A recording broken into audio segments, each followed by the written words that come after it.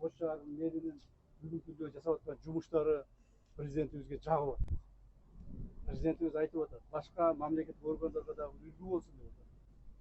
Аларга дагы берейин деп атат. Бергенде дагы бул желекти урматтуу президентибиз жеке өзүнө берсин деп атат. Өзүнө менчик катары беремин деп ушуну жеткизип кой деп менен суранып атат.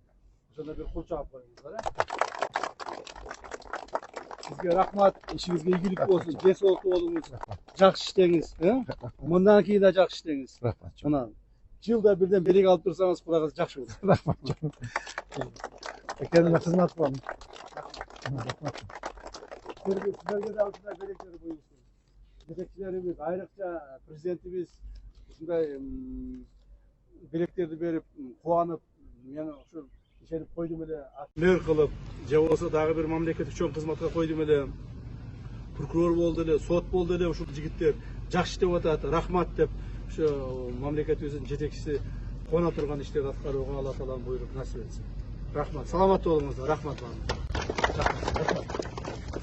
Сиз кетесизби? Өзүңүз кандай билейинчи?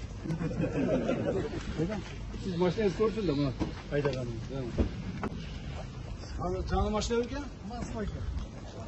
Жаңы машина.